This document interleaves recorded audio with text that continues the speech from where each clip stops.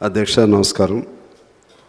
ఈరోజు కుమారి లాస్య నందిని గారి సంతాప సభ జరుపుకోవటం చాలా విచారకరం.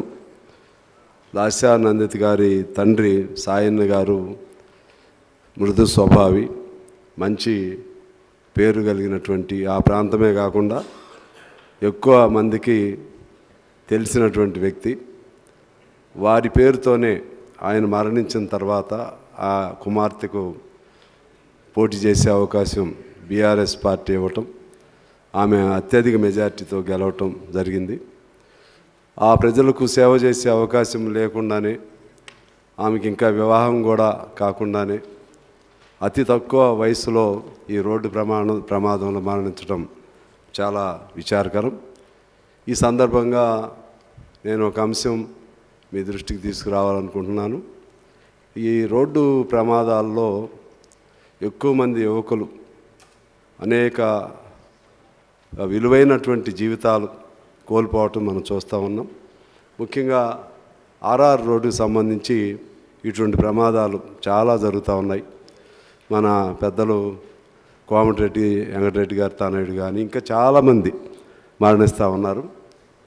మన ప్రభుత్వం అలాగే గౌరవ ముఖ్యమంత్రి గారు దానికి సంబంధించి కొన్ని నియమ నిబంధనలు, అన్ని ఆ రోడ్డు ప్రమాదాలని సాధ్యమైన మేరకు నివారించడానికి అవసరమైనటువంటి చర్యలు కూడా తీసుకుంటే బాగుంటుందని ఈ సందర్భంగా మీ దృష్టికి తీసుకొస్తూ, లాస్య నందిని గారి కుటుంబానికి అలాగే వారి పార్టీ బీఆర్ఎస్ కూడా నేను సానుభూతిని తెలియజేస్తూ నమస్కారాలతో సెలవు.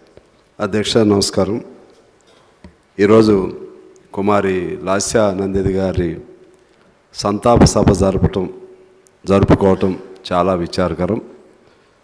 లాస్య నందిని గారి తండ్రి సాయన్న గారు మృదు స్వభావి, మంచి పేరు కలిగినటువంటి, ఆ ప్రాంతమే కాకుండా ఎక్కువ మందికి తెలిసినటువంటి వ్యక్తి. వారి పేరుతోనే ఆయన మరణించిన తర్వాత ఆ కుమార్తెకు పోటీ చేసే అవకాశం బీఆర్ఎస్ పార్టీ ఇవ్వటం, ఆమె అత్యధిక మెజార్టీతో గెలవటం జరిగింది. ఆ ప్రజలకు సేవ చేసే అవకాశం లేకుండానే, ఆమెకి ఇంకా వివాహం కూడా కాకుండానే అతి తక్కువ వయసులో ఈ రోడ్డు ప్రమాదంలో మరణించడం చాలా విచారకరం. ఈ సందర్భంగా నేను ఒక అంశం మీ దృష్టికి తీసుకురావాలనుకుంటున్నాను. ఈ రోడ్డు ప్రమాదాల్లో ఎక్కువ మంది యువకులు అనేక విలువైనటువంటి జీవితాలు కోల్పోవటం మనం చూస్తూ ఉన్నాం. ముఖ్యంగా ఆర్ఆర్ రోడ్డుకు సంబంధించి ఇటువంటి ప్రమాదాలు చాలా జరుగుతూ ఉన్నాయి. మన పెద్దలు కోమటిరెడ్డి వెంకటరెడ్డి గారు తానాయుడు కానీ ఇంకా చాలామంది మరణిస్తూ ఉన్నారు.